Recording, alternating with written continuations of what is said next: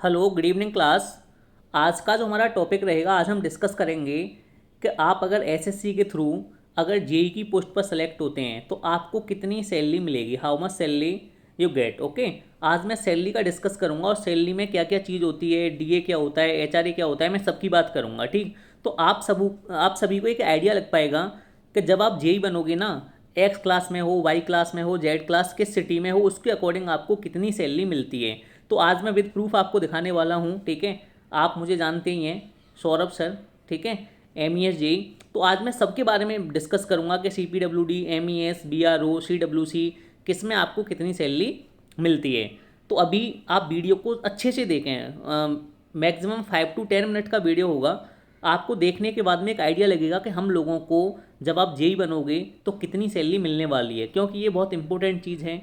आपने एग्ज़ाम दे दिया, रिजल्ट भी आने वाला है, अब आप सभी का दिमाग में चलता होगा कि हमें कितनी सैलरी मिलने वाली है।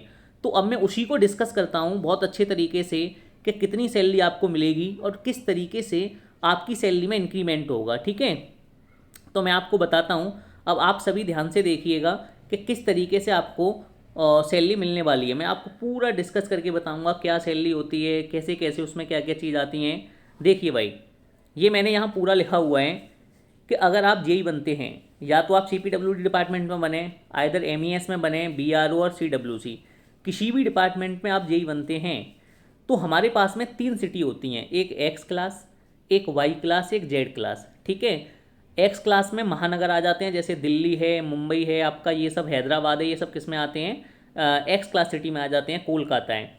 वाई क्लास सिटी में और जैसे इससे छोटे मोटे शहर हैं वो आ जाएंगे, और जेड क्लास में जैसे डिस्ट्रिक्ट होते हैं, छोटे डिस्ट्रिक्ट्स होते हैं, वाई से भी छोटे होते हैं, वो जेड क्लास में आ जाएंगे। उसी के बेसिस पर हमारी सैलरी बनती है। ठीक है, मैं आपको प्रूफ के साथ दिखाऊंगा, मतलब जिस तरीके से एम्प्लॉय की सैलरी बनती है उसे मैं दिखाऊंगा। तो जो जेई की पोस्ट होती है वो लेवल 6 पे हम लगते हैं, और लेवल 6 पे सबसे पहले क्या होता है, बेसिक पे। अगर मैं बेसिक पे की बात करूंगा तो हमारा बेसिक पे कितना होता है, 35,400। ओके, अगर आपको नहीं दिख रहा है तो मैं लिख भी देता हूँ, 35,400 आपका बेसिक पे होता है। डीए का मीनिंग होता है डियरनेस अलाउंस, मतलब आपको जो महंगाई भत्ता है, डियरनेस अलाउंस है, वो कितना मिलेगा। अभी 38 था, अभी इसका नोटिस आ गया है 42% हो गया ये। तो अगर मैं इसका डीए किस पे लगता है, बेसिक पे पे, तो अगर मैं बेसिक पे का 42% निकालूंगा तो मुझे कितना आ जाएगा, 14,868 रुपीज़, 8 रुपीज़ मेरे पास में आ जाएगा डीए। डीए के बाद में फिर मुझे मिलता है एचआरए। एचआरए का मीनिंग हाउस रेंट अलाउंस, जैसे आप जिस सिटी में होंगे, अगर आप एक्स में हैं तो आपको क्या मिलेगा, 27 मिलेगा।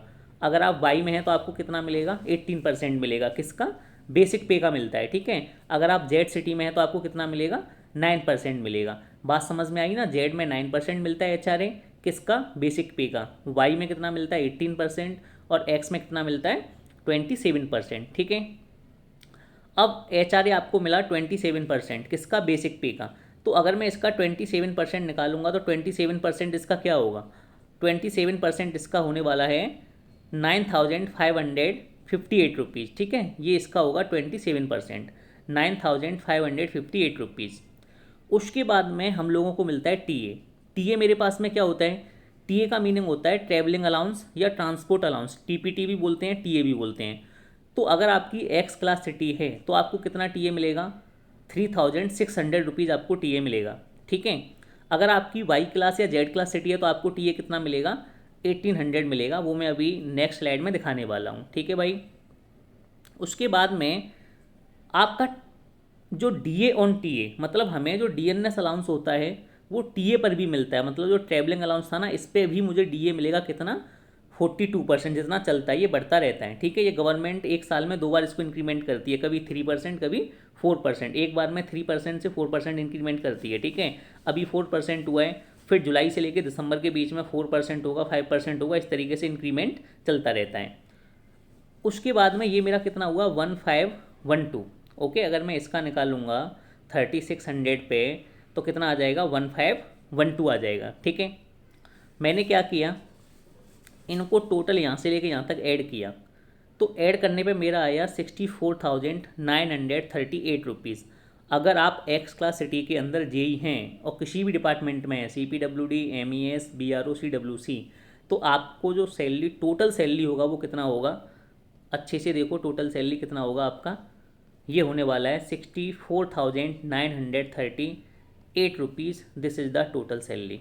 ओके, उसके बाद में 64,938, अगर आपको दिख नहीं रहा है तो इधर देख लो। अब डिडक्शन कितना होता है, डिडक्शन होता है 10% ऑफ बेसिक पे प्लस DA। मतलब किसका मुझे 10% लेना है, इन दोनों का, इन दोनों का मैं 10% लूँगा, ठीक है, इन दोनों को ऐड करूँगा, ऐड करके मेरे पास में 50,000 के करीब आएगा, ठीक है, 50,000 के करीब आएगा। उसका मैं क्या करूँगा, 10% लूँगा। अगर मैं उसका 10% लूँगा तो मेरे पास में क्या आ जाएगा, 5,026.8 रुपीज़, ये मैंने लिया, ठीक है, ये मैंने लिया। इसको मैं सैलरी में से क्या करूँगा, डिडक्ट करूँगा। डिडक्ट करके जो मेरे हाथ में इन हैंड सैलरी आने वाली है, जो नेट सैलरी आती है, that will be the 59,911। Approx मैं बोल सकता हूँ कि जो नेट सैलरी है वो मेरी कितनी है, 60,000 के करीब आने वाली है, ठीक है, ये बात आपको समझनी है। दूसरा एक सिस्टम और होता है हमारे यहाँ, NPS। NPS का मीनिंग क्या होता है, जो न्यू पेंशन सिस्टम है या न्यू पेंशन स्कीम हम इसको बोलते हैं। इसमें क्या होता है कि 12,064 रुपीज़ ये आपके अकाउंट में जमा हो जाएंगे, कौन से में, NPS वाले में। ये कैसे जमा होंगे, इतना तो आपका डिडक्ट हुआ 5,026, मैं अगर आपको बताऊं 5,000, अप्रॉक्स में 5,000 मानता हूँ, ये तो आपका डिडक्ट हुआ। 5,000 के बाद में 140% आपको कौन देता है, अपनी ओर से सरकार देती है, गवर्नमेंट देती है। तो अगर मैं इसका 140% निकालूंगा, अप्रॉक्स 1.4 अगर मैं इसका करूँगा तो 7,000 आएगा।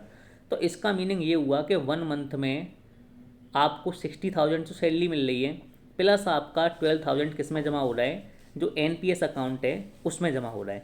तो अगर मैं टोटल सैलरी की बात करूँगा तो आपका जो टोटल सैलरी है वो टोटल 72,000 हो जाएगा, ठीक है। लेकिन जो आपके अकाउंट में आएगा वो कितना आएगा, 60,000 आएगा, अगर आप कौन सी सिटी में हैं, एक्स क्लास सिटी में हैं, ठीक है भाई। उसके बाद में मैं आपको थोड़ा सा और जल्दी से बताता हूँ, ये तो मैंने एक्स क्लास की बात की।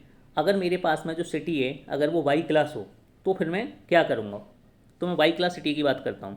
देखो भाई, वाई क्लास सिटी में मैं क्या करूँगा, ये सेम टू सेम मेरे पास में क्या है, ये वाई क्लास सिटी है। देखो भाई अच्छे से देखो, ये वाई क्लास है। वाई क्लास में भी बेसिक पे सेम रहेगा 35,400, DA भी सेम रहता है, HRA में चेंजिंग आती है। एक्स क्लास में HRA था 27%, यहाँ HRA कितना है, हाउस रेंट अलाउड 18%। अब आपको पता है कि जब आप महानगर में रहेंगे, जैसे आप दिल्ली में हैं, तो आपको क्या है, रूम मिलेगा या 2 BHK फ्लैट लोगे तो 10,000 में मिलेगा, तो गवर्नमेंट आपको उसी हिसाब से पैसा देती है। अगर आप थोड़े छोटे शहर में हो तो आपको 6-7,000 में मिल जाएगा, और अगर आप उससे भी छोटे में हो तो 3 से 4,000 के अंदर मिल जाएगा, जो गवर्नमेंट आपको पैसा देती है। तो हमें क्या करना है कि इस चीज़ को समझना है। नंबर सेकंड, इसी तरीके से सेम TA वाई क्लास में कितना मिलता है, 1,800। TA का अगर मैं 42% निकालूंगा, DA ऑन TA इसका मैं 42% निकालूंगा तो कितना हो जाएगा, 756। टोटल मैंने ऐड किया तो मुझे मिला 59,196। डिडक्शन सेम होगा 5,026। डिडक्शन होने के बाद में जो मुझे इन हैंड सैलरी मिलने वाली है वो कितनी मिलेगी, देखो ये मेरे पास में 54,169 ये मेरी सैलरी आ जाएगी। और NPS अकाउंट में आपके कितने जमा हो जाएंगे, NPS अकाउंट में आपका 12,064 रुपीज़ जमा होंगे, ठीक है। अगर आप जेड क्लास में हैं, देखो अगर आप जेड क्लास सिटी में हैं तो जेड क्लास सिटी में क्या होगा, कितना सैलरी आएगा, ये देखो बेसिक पे आपका सेम रहेगा 35,400, बेसिक पे आपका बिल्कुल सेम रहेगा, इसमें कोई भी अंतर नहीं है, ठीक है। DA भी सेम रहता है दोनों जगह पे। HRA, यहाँ HRA कितना आएगा, 9%, मतलब 3,186 आएगा। TA यहाँ पे कितना मिलता है, 18% ही, 1,800 मिलता है। DA ऑन TA, जो मेरा DA है अगर मैं उसका 42% निकालूंगा तो मुझे कितना मिलेगा, 756 मिलेगा। टोटल मेरा कितना हुआ, टोटल मेरा हुआ 56,010 रुपीज़, ओके। डिडक्शन मेरे पास में सेम होगा 5,026, और जो नेट सैलरी मेरे पास में आने वाली है दैट विल बी द 50,983, और जो NPS अकाउंट में जाने वाला है वो कितना जाएगा, 12,064, ओके। ये बात मैं आपको अगेन एक बार और क्लियर कर देता हूँ कि जो हम सैलरी निकालते हैं सबसे पहले हमारा बेसिक पे होता है। बेसिक पे की अगर मैं बात करूँगा तो वो लेवल 6 के हिसाब से कितना होता है 35,400। इस पे होता है फिर ये बीपी, मतलब बेसिक पे। इस पे मैं निकालता हूँ डीए अभी 42% है, तो मैं क्या निकालूंगा, डीए निकाल दूंगा। डीए मेरा क्या हो जाएगा, 42% हो जाएगा। तो 42% निकालने पर ये मेरा 40,000 के करीब आएगा। इन दोनों को ऐड कर दूंगा तो मेरे पास में ये हो जाएगा 50,000 के करीब। उसके बाद में मुझे मिलता है।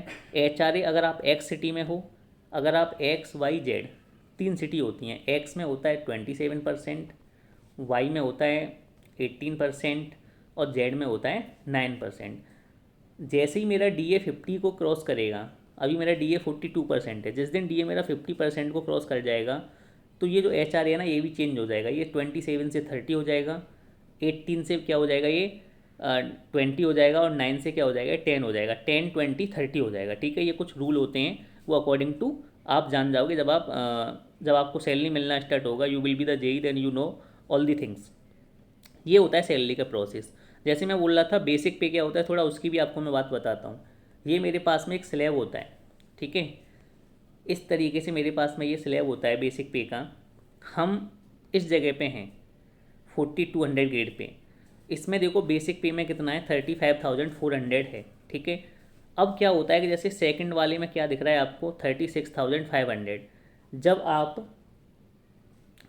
1 ईयर में आपको इंक्रीमेंट लगेगा 3%, हर बार 3% इंक्रीमेंट लगता है, ठीक है। तो आपका जो नेक्स्ट ईयर जो बेसिक पे होगा वो हो जाएगा 36,500। अभी कितना है, 35,400 है। नेक्स्ट टाइम पे जो आपका बेसिक पे होगा दैट विल बी द 36,500। इसी तरीके से ये बढ़ता जाता है, ठीक है। फिर जैसे आपने देखा 4 ईयर के बाद में आपका बेसिक पे कितना हो जाएगा, 38,700। ओके, इस तरीके से बेसिक पे बढ़ेगा। फिर बेसिक पे के ऊपर डीए लगेगा, डीए उसके बाद में एचआरए किस पे लगता है, सब बेसिक पे पे ही होता है। एचआरए भी बेसिक पे पे होगा। टीपीटी अलाउंस, आपको जो ट्रांसपोर्ट अलाउंस होता है, जेड क्लास में तो आपको पता है किराया सस्ता होगा, ठीक है, तो आपको 1800 रुपये मिलते हैं। अगर आप 1800 मिलेंगे, अगर आप एक्स क्लास में हो तो आपको 3600 मिलते हैं, उस पर भी फिर आपको डीए मिलता है, ठीक है। इस तरीके से मैं सैलरी निकालता हूँ। अच्छी सैलरी है। हर महीने अगर मैं बात करूँ, हर साल तो 3000 से लेके 4000 के बीच में आपकी सैलरी इंक्रीज कर जाएगी हर ईयर, ठीक है। इतनी सैलरी आपकी इंक्रीमेंट करनी है। अगर आपकी जैसे आप एक्स क्लास में हो तो अगर आपकी अभी सैलरी 65,000 है इस ईयर, तो यही सैलरी आपकी 1 ईयर के बाद में कितना हो जाएगा, अप्रॉक्स 69 और 70,000 के करीब हो जाएगा। तो अच्छी सैलरी है, सभी लोग मेहनत करें। ये सभी क्या है कि आप सभी लोगों के लिए एक तरीके से मोटिवेशन है, क्योंकि आपको सैलरी भी मिलेगी और सबकी इच्छा होती है जानने की कि जब हम किसी भी डिपार्टमेंट में जाएं तो हमको कितना सैलरी हमारे हाथ में आएगा, इन हैंड सैलरी कितना आएगा, ठीक है। तो ये एक तरीके से मोटिवेशन का काम करेगा, इसे गलत वे में ना लें, ठीक है। अच्छी तरीके से मेहनत करें, जो भी आपके पास में एग्ज़ाम आने वाला है उस एग्ज़ाम की तैयारी करें। कोई भी अगर डाउट आता है आपको वीडियो में कमेंट करके बताएं, ठीक है, मैं आपको सॉल्व करूँगा। और भी अगर इसके CPWD, MES, BRO और भी अगर कोई भी एग्ज़ाम हो, CGL, किसी के रिगार्डिंग आपको कोई भी डाउट आता है तो आप हमें कमेंट करके बताएं, ठीक है। या किसी टॉपिक पे आपको वीडियो बनवानी हो उसको मैं डिटेल में बताऊंगा। और वीडियो आपको कैसी लगी ये भी आप कमेंट करके बताएं, ठीक है। और लाइक शेयर, अगर आपको अच्छा लगे तो लाइक और शेयर जरूर करें वीडियो को, और सब्सक्राइब करें। सब्सक्राइब मेन चीज़ है, ठीक है। लाइक शेयर तो करें ही करें, और आपको सब्सक्राइब भी करना है, ठीक। Thank you. अगर कोई भी डाउट आता है then comment on video. Okay.